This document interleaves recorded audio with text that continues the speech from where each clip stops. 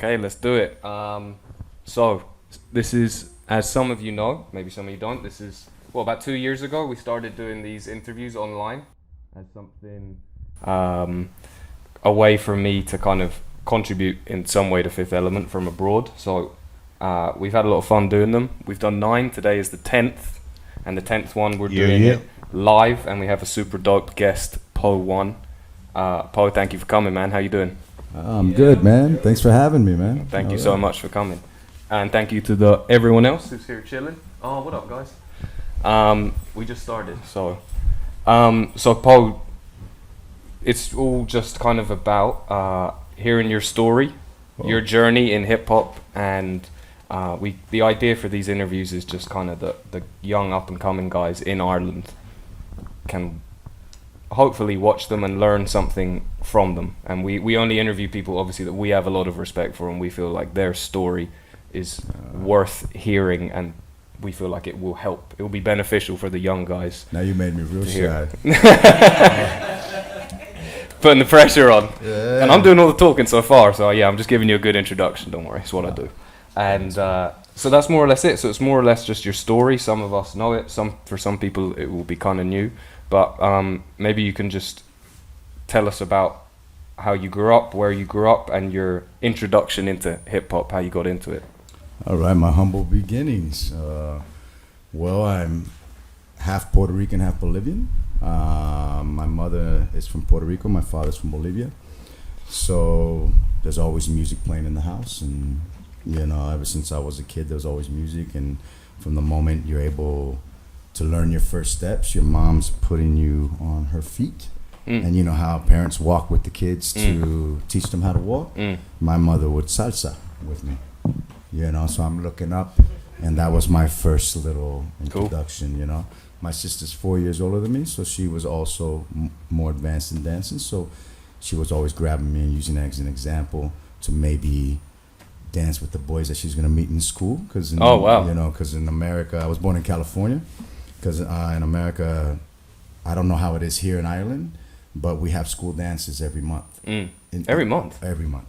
Yeah, wow. It's like a school dance, and you learn your folklore dancing, like, you know, you learn square dance and all that. It's typical from kindergarten probably up to, if I remember correctly, I don't know, 3rd grade, 4th grade maybe. And then, you know, and everyone's mixing what they learn and stuff like that. And then, so you have your dance party or whatever you want to call it, your little school party, and you know, you like if you watch American movies and you see the girls sitting down in the cafeteria, and then you see the boy walking up, oh, would you dance with me? Yeah, it's like that kind of thing. It's kind of like that. So you kind of go to school and you want to learn how to dance, so you go and you ask your mom to teach you how to dance, and you learn that way. So that was kind of like my humble beginnings, you know, just music like that. Right. And then I guess even before that, 1974, I was 4 years old. I started roller skating.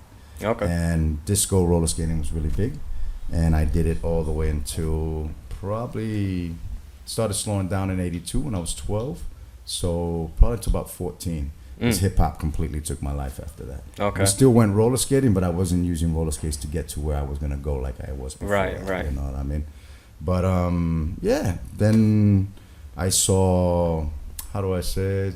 Probably 1979, 80. I saw miming and roboting on TV. And around my neighborhood, there was a crew called Southside Playboys. and there was another crew called Southside Strutters. I lived on the south side, of course. Then, how do I say? I'm a little nervous, you guys. Sorry. Nah, it's all good. Then I started strutting myself, and strutting was the first thing that I started doing. I was in elementary school, and I was 10 years old. For those that don't know what strutting is, it's a form of popping. You know, what people would consider popping, but it's a different style of popping, you know. And yeah, I started strutting first. Started my first crew called Streetwise Strutters. And then in 82, when I was 12, I got into breaking. Okay. And that's everything in a nutshell. How did you see breaking for the first time? Do you remember? I probably saw it before, but it didn't grab me, you know what I mean? But I saw it on, I had two cousins. Okay, Ram and Rum, they're called. They're from Staten Island, New York. Right. And they came down to visit, and my mother said, "Hey, go entertain your family, you know, in the living room." So that's what you did. You entertained your family in the living room. So I came in with my radio, put the cassette on, and I started roboting and miming. And my cousins were kind of looking at me like, and then one of them threw down, and I had never seen that before. And oh, wow. Like that. And then I was like, "Yo, what the hell is that?" Yeah. You know, and they said, "Oh, it's called breaking." And after that, I asked them to teach me everything they knew. They weren't as good as I thought. Now that I think about it, they weren't as good. They're the first b-boys you saw. Yeah, so, but they're the first b-boys they seem I like saw. The best ever. You know, they're the first people I saw. So they taught me what they knew. They were mainly writers, right? You know, and then they went back to Staten Island, and I kept practicing, and then everything kind of started emerging all of a sudden that year, 82. Like TV started showing stuff. National Geographics came on, and Style Wars. Yeah, it was like the start of the boom. Yeah, and then all of a sudden Dynamic Rockers came out on That's Incredible, this TV show called That's Incredible. I don't know if you guys had that here. And anybody that had some, you know, so it's called That's Incredible, you know, or Ripley's Believe It or Not. Yeah, you know? Like that. So there was a TV show called that, and Ripley's showed Dynamic Rockers again, and it showed Dynamic Rockers versus Flowmasters. And then they had a breakdown. They were interviewing Dynamic Rockers, and Dynamic Rockers. I think I've seen that clip. Yeah, and the Dynamic Rockers starts breaking down moves, which is like the baby swipe, and the knee rock, and this, that, and I was kind of like, that's where I learned certain terminologies from stuff like that. Then, of course, you know, Wild Style, Beat Street, the movie Breaking, and you know, then people you start meeting around the neighborhood, involved in the culture. That's how I kind of got it. And your first crew? Streetwise Strutters. But they're as a b-boy crew? Yeah, as well. Oh, okay. So everyone starts. So even though we were strutting, everybody starts doing all the elements. When you start finding out about it, you start adding all the elements in. Yeah. So. Okay. Yeah. And then when the boom period kind of ended later on in the 80s, how did that kind of affect you? Did that make you take some time away from breaking, or? Yeah. Well, I was always still involved in hip hop. You know, I was still. You know, I messed around with the tables a little bit, you know, the turntables, and I got heavily into writing, you know, heavily. Like, it completely took over my life. By the end of 85, beginning of 86, by 86, I wasn't breaking anymore. I was just straight social dancing and all the hip-hop dances that were coming out, and writing all day long. All night long, actually, to be honest. Under cover of darkness. Yeah. And so then, how long were you not breaking if you left it in 86? Okay, well, I'll be honest. It always was in me, but people were making fun of it. Okay, there was a dark ages. You know, there was dark ages. So if you went to the club and you tried to break, people would clown you. Right. And clowning means diss you or whatever. Yeah. You know, they would make fun of you, or they would purposely break a cup on the floor or pour something on the floor so you wouldn't break. Right. Or people would come and grab their feet and sit on their butt and then roll around like an egg and then go, and they kind of make fun of you. People still do that in Belfast. Yeah, you know, Okay. Well, they were doing that, and it would cause, like, you know, your crew became a posse. Yeah. Okay. And let's say if I went to the club the weekend before, we called it a disco back then. So if I went to the disco or club, and then all of a sudden I had a problem with somebody, the next weekend we would go 30 deep, you know, and it wasn't to dance anymore. It was like looking for the dudes that kind of mess with me. You know what I mean? So it was a different time, you know what I mean? But I don't want to get into that. That's cool. That's cool. And so then, when did you get back into it? Ooh, good question. More or less. Every time I was drunk or something, I'd do a 90 and get out, you know. But I'm back. I'm active again. Yeah. I was like, yo, catch me in the next. Remember this, you know. Mad fat. You know, I was like, you know, but I don't know. I think I was still dancing, rocking the clubs, you know, and doing it, but not breaking. I guess straight breaking would be like maybe what was maybe the first event that you went back to? No, it was clubs still. Clubs. But like there wasn't maybe. I'll tell you when I got back in. Like in '92, in 1992, we started in Puerto Rico. I was living in Puerto Rico at the time. We started to mess around with it heavy again, and videos like Lords of the Underground and other videos started coming out with, you know, like Ken Swift or Crazy Legs or Quick Step, and people, you know, Soul Train with let's say Little Caesar from Air Force Crew. So little snippets of it started to emerge again, and that started hyping me up. And then I was like messing around with it, but wasn't taking it too serious.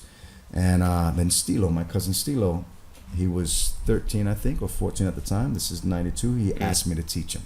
And I was like, look, man, I don't do it anymore. You know, I just mess around every now and then. Yeah. And he pulling my jacket on my shirt. Yeah, persistent every day. Yo, teach me. And I said, one day, about a month after he was bothering me, I said, okay, you really want to learn?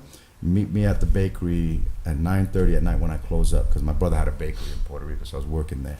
And we closed the bakery and we'd practice, and everything was still on cassette tape at that time, you know? Or you had a thing on TV called The Box. So if you always wanted the latest music or whatever, you would have to dial in, call with your telephone, home phone, because there was no cell phones. You call in, you dial in, and you would pick the number of what video you wanted to see. And then we would use the soundtrack of the TV or our cassette tapes. And then we would just practice until like 2, 3 in the morning. And then I would take a shower real quick, and then at 4:30 turn on the ovens. And at 5 a.m. open the doors of the bakery again. And yeah, so that's how I started again. I would say Stilo's the one who really motivated me. Shouts to him. Yeah, man. Big shout out to him. And how much had things changed? Was it a completely different vibe from the 80s when you were back into it in the mid 90s? No, not really. For me, you know, it was the love for it is the same. You know what I mean? Right. So the hunger and passion, I think, is the same. You know what I'm saying? It just was coming at a different time when, let's say, you're older. You know, when I first started, we're all kids. And your pioneers are, you know, I'm 12. My pioneer is 14, 15 years old. They're kids themselves, you know? So it's like now everyone getting into it was a little bit older or older trying to relive it, you know? Right. So I think you bring in, I guess, certain adult complexes that you would say like restrictions as being an adult. Now you don't have 24/7 to break. Yeah. Now you have your job and this, that, and then trying to make other time, commitments, other life stuff. Yeah, so I think nothing changed out of the hunger and all that, but learning how to balance everything was different. Yeah. Okay. Yeah. Okay. And then maybe you can just walk us through a little bit late 90s, 2000s, because you've been active ever since then, right? Yeah. So 92 to now, I haven't stopped. I take little breaks, a month or so, go fishing or whatever, do something else, and then when the floor calls me, I go back. You know what I mean? Right. But, and still traveling. I mean, how long you been on the road? I've been on the road now. You mean in general, or just this trip? I mean, 2 months since April. Yeah. 2 months, and you got more to go. 4 months, yeah, until September. Okay, yeah. So you must feel physically very good. You're still doing it all these years later. I'm a little bit wrecked, but I'm good. Right. You play music and give me a beer, I'm ready to rock. Don't do beer, anybody out there if you watch. Oh yeah, don't do beer. It's on your own account. Any events that particularly stand out, or anything else that kind of particularly shaped your breaking and how you break and how you see breaking? Good, correct question. I think everything about life motivates me in some way, shape, or form. You know, there's that quote that people like to throw around, that art imitates life, you know, or life creates art. You know, for me, there's no separation of the way I live and how I do my art form. You know, exactly how I move my hands, exactly how I lean or make my jokes is exactly how I am in the circle. There's no separation from it. I think it's a lifestyle to the fullest. And when you learn how to incorporate who you are in it, the taste on everything you do, when I say taste, is the moves you practice, the presentation of how you present something. I think when you understand your lifestyle, it creates such a taste on top of your moves that and your groove in general, that your whole, I guess, the way you look and everything, people can relate or something. Yeah. So you might say, like, What's up, as fellas? you got, well, guys, as you got better at knowing yourself and understanding yourself, that actually was something that elevated your breaking, because you were more capable of expressing that and showing that. Correct. Yeah. Wicked. Like, you know how Kool Herc likes to say, like, when they ask him about coining the word break to b-boys and b-girls, right? He's credited for coining. People say that he's the one who coined it, right? Right. But when you talk to him personally, I had him in my car, and for this hip hop championship things in the States, and we gave him an award. And so I picked him up from the airport, and I had the honor to have him in my car. Cool. So I put the camera on. I said, "Yo, can I interview while we're in the car?" So we're driving, you know. And I had the honor to be with him for 3 days. So I said, you know, what's up with the word break? You know, why did you name us that? You know, like, why did you name that to certain people going off? And then he explained to me that in those days, because he's like 60s, late 60s, early 70s, but he was already an adult, you know, like in those days playing records and seeing the parties, there were slang words. So the word break or breaking was a slang word basically in the street, which most of the stuff we do, like rocking, saying rocking, yo, let's rock, it's a slang word as well, you know, that now we incorporate as a dance, but it's all slang words. So he would say that there was slang happening around his area, and he would say that if somebody would go off on somebody or act crazy or something like that, somebody would say, yo, why you breaking on me? Why'd you go off like that? Why are you tripping? You know, like we say tripping, they would say breaking, you know. So he said that he noticed at his parties that when he would play a certain part of the record, that people would lose control. Right. You know what I mean? And that they had no control. So he decided to play two records with the same, you know, two of the same record and extend that, which we all know the story over and over again. And he noticed that it elongated people going off. And then he started to just call them breaking. And he incorporated the slang word into it and called us that. And then later on, you know, 40 plus years down the line, now it's called breaking, you know, like for the whole world, you know. Yeah. Dog. Wicked. Yo, so, because this is the 10th one, guys, and everyone's sick of my questions and all the shit that I talk, for the final bit, anyone that has any questions for Poe or would like to hear Poe speak about anything, now's the time, kind of, if you're cool with that, Poe. Yeah. Yeah?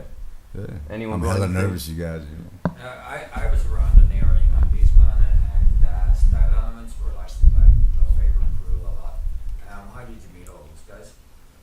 Oh, rocking circles, man, at clubs. Like Style Elements, we were all rocking parties and going to raves, because raves were big in the 90s, but we were going to raves, but I don't know if it was the same here, but raves in the States, you had your house room, then another room, you had your jungle, then another warehouse, you had your hip hop, then another warehouse, your trip hop.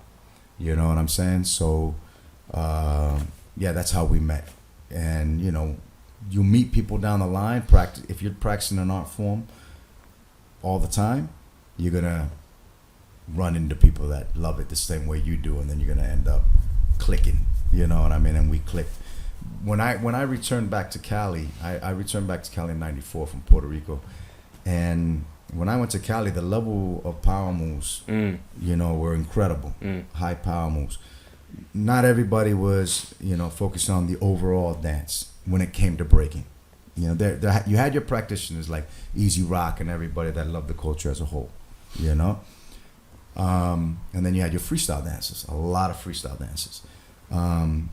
What I liked about certain members of Style Elements is we all had the same mentality, that it wasn't about separating any of the culture. Freestyling, turntables, MCs, we didn't separate. Everybody messed around with rhyme, and everybody messed around with the tables. Everybody freestyled. If the music changed to house, you would adapt.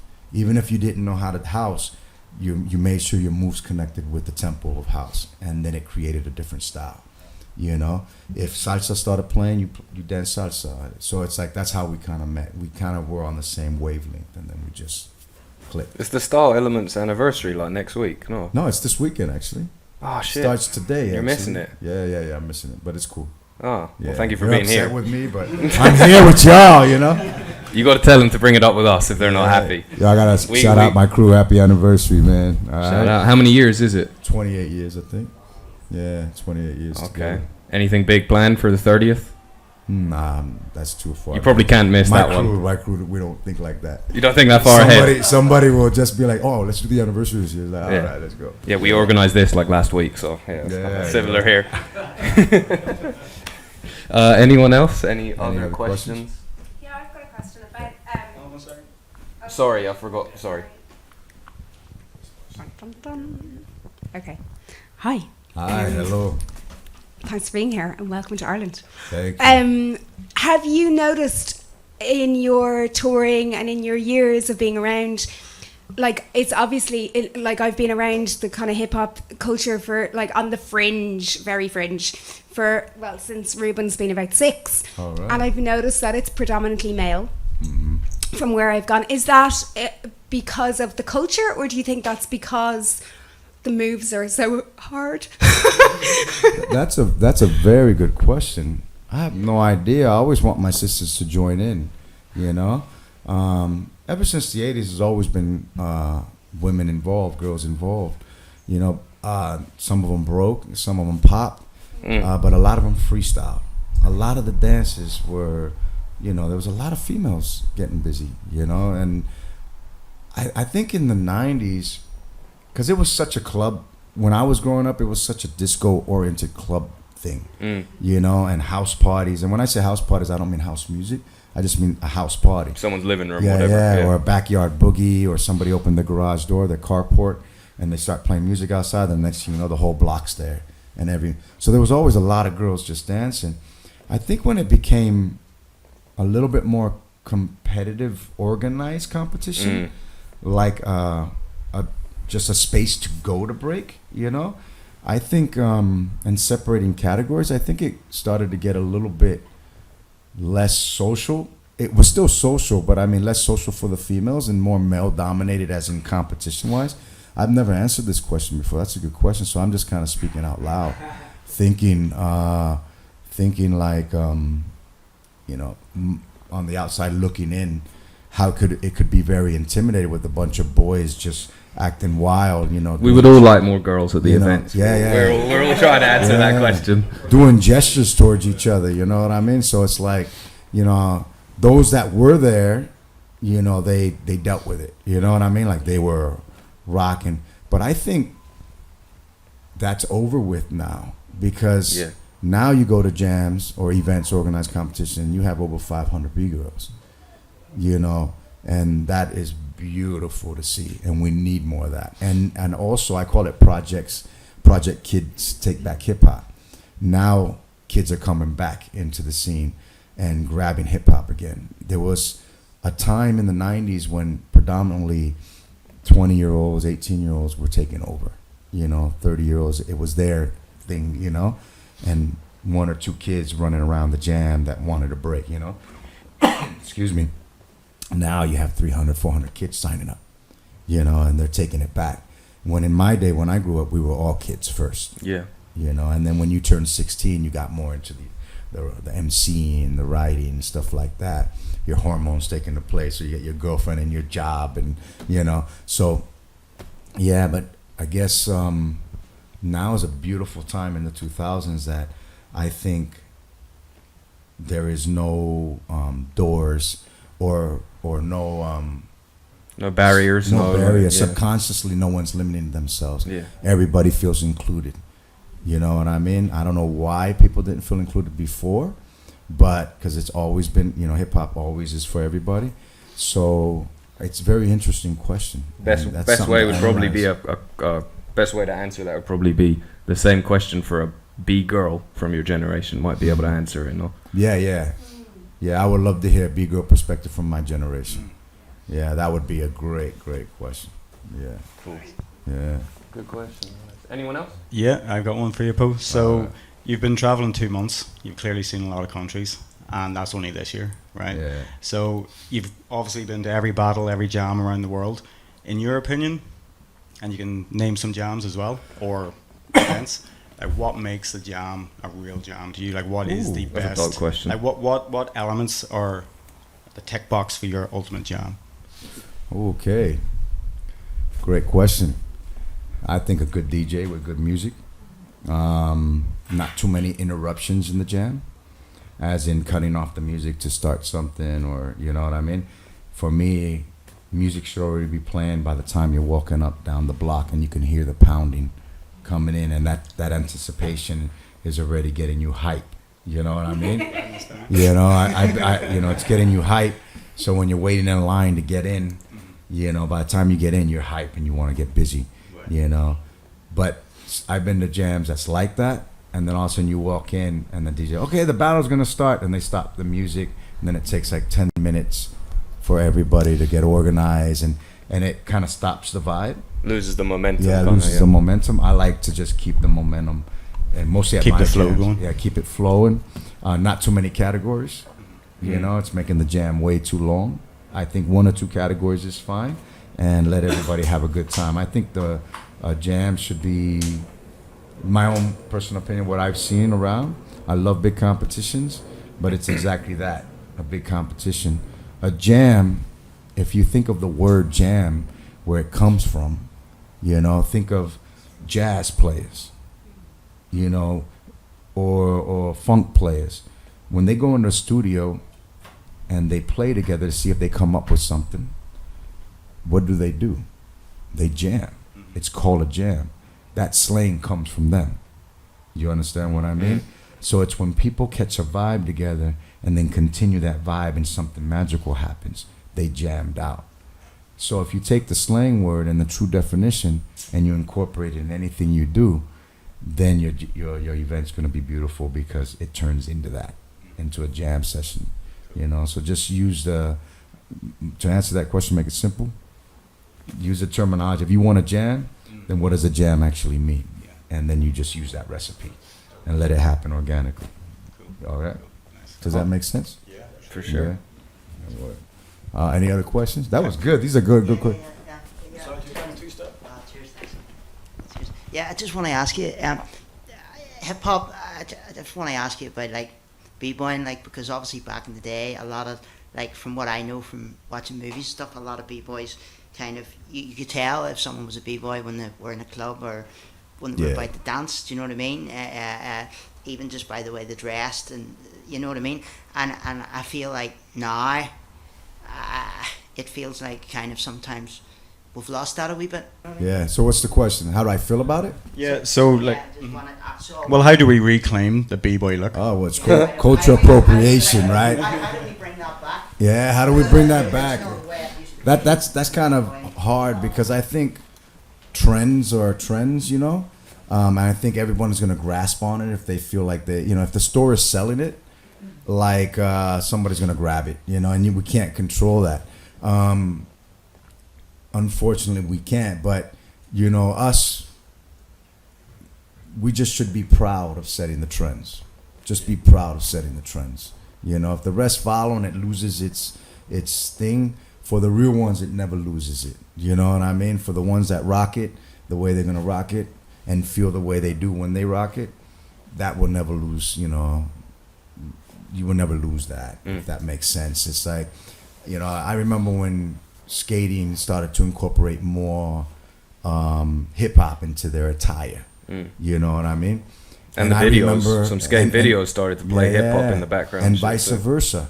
I remember when skating clothes, Vans for instance, got more into hip hop. To be honest, in California, like when I was growing up, I don't mean to, I'm gonna say it like this. This is how we felt.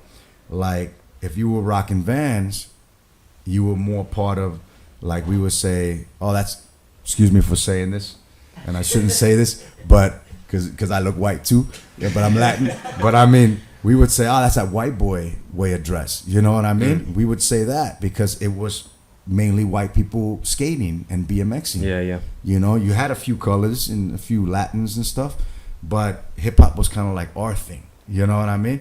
It was for everybody, but you have Filipinos, blacks, whites, everybody. But if you were hip hop, you did rock a certain way, something, and that's how you distinguish somebody. You know what I mean? How they rock the attire. You couldn't really buy it in stores. Let's say you can buy your Pumas, your Adidas, stuff like that. But if you had a jacket a certain way, and let's say it was too puffy on the bottom, and you wanted it to have a nice V shape, you would give it to your grandma, and she would turn it inside out, and then stitch it a certain way and customize it. And we customize a lot at a young age. We customize everything to have a certain layer. You know, our Lees and our Sebastians and our Jordache jeans that we were rocking, and when I was growing up, they were flared up. They were flared like bell bottoms. Okay, and we would cuff the bell bottoms. But when breaking got into play, we would fold it and then we would tie a lace like Kung Fu, right? Which I got from Dynamic Rockers. But then that kind of got out of style because you didn't always want to lace up. So what we would do is you would taper them, kind of like you would turn your jeans up inside out, and then your grandmother would sew them in, so it had this nice skinny jean look. And when you do your footwork, it would look real dope. But walking around with skinny jeans was a little funny back then. People would clown you. So we started coming up with ideas of how to make it look like a regular straight leg pants and not a tapered, you know, like skinny. So your grandmother would split here and put the same color zipper. So we would unzip it and it would have this nice length there. And then when it was time to break, we'd zip it up and it would have this nice thing there, and we would customize. All breakers were doing it. Like we were all learning how to crease our Lees, ironing them, get our nameplate on. Like, you know, there was, let me see your hat real quick. Sorry. For those see his hair, don't look at his hair, yo. All right. I didn't have time to get a haircut, guys. I'm sorry. Right. So let's say our hats, you know, we would fill it up with plastic inside to keep it round and puffy when you're rocking it, because we used to like to put it really high, you know what I mean? But when you break, they would fly off, and then all the plastic would go everywhere, and people would make fun of you, you know? So we came up with little methods, like we would take the sweatband of the hat, we'll poke holes in it, put a lace through it, and then fold it back in, put the plastic in, put the hat on, then tie the lace and tuck the lace in so nobody could see it, and it would be nice and tight on your head, but exactly where you want it. And when you would do your tracks and everything, you would get up and you would zip up and look, and your hat was perfectly in. Yeah. Dropping all the secrets today, eh? Yeah. Those are good questions, man. Your hair, but you still look fresh. Yeah, it wouldn't fly off, you know. Well, So everybody the only needs it. problem with that is it would hold your circulation here. you know what I mean? So when you take off your hat, you had this like line there, like a track. You know what I'm saying? So yeah, but you know, to answer your question, to make it calmly, like I think now, the value of having a pair of sneakers, you know, we would really clean it every day with a toothbrush and learning how to brush suede, and like you really took care of it. Also, you know, like Pumas were $29.99. You know what I mean?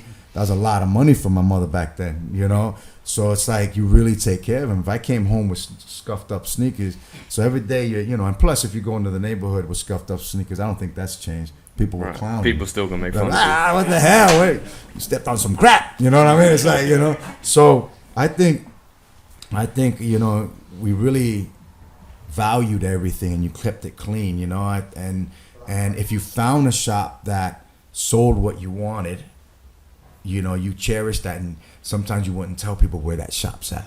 You know what I mean? And like you valued that. Now I think it's oversaturated. You know what I mean? So everyone can rock it, and I think it loses its meaning sometimes of why somebody dresses a certain way. You can get it so much easier. Yeah, and they want to look the part, but I guess without putting in the work. Yeah. You know what I mean? And I think putting in the work gives you the taste and the freshness. Yeah. And putting in the work.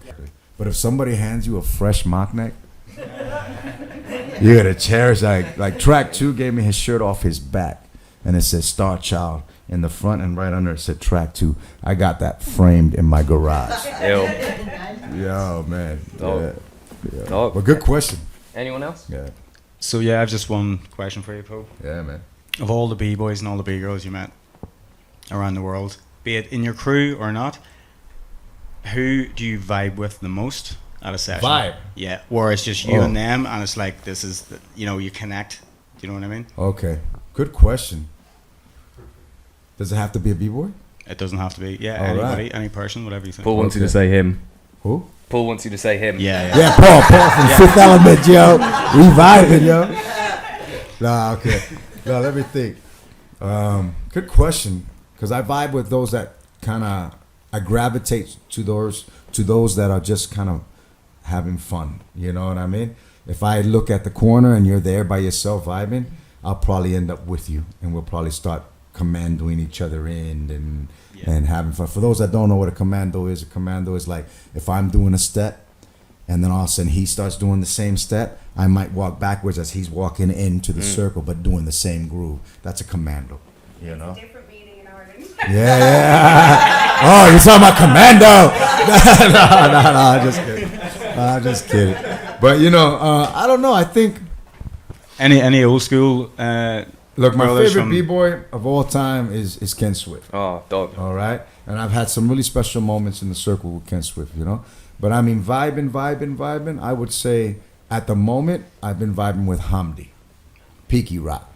You know, he's in my crew as well. You know, in BVDs, but he's also from Rockers Delight, and he's also from. He's from Tunisia, so he has another crew. I forgot the other crew's name, but I've been vibing with him. Like, we've been running into each other on this tour a lot, already 3 times in 3 different countries. I was just with him in Armenia before coming here, and every time music's playing, we're just vibing off each other and really dissecting the music together and trying to get into this we call it tapping in. You tap Into the zone, kind tap into the zone, yeah. Like go into the layers of the song and tap into the conversation. You know, that's a beautiful thing when you can do that with somebody. And Hamdi right now, I'm vibing off it. But there's a lot of people. I like Capella from France. I always tap in with Capella. Even though he's a house dancer, he's a dancer in general. He can rock with you. He can break with you. You know, like it's, yeah, Capella. All serial steppers and wanted. I've been vibing with like Buddha Stretch. More freestyle dancers, to be honest, because they really tap in all the time, and I like to do that. You know, like if we're at an event and the event has 4 rooms. Let's say it has the popping room, then it has the house room, the whacking room, you know, then you have your hip hop room, and then the breaking room.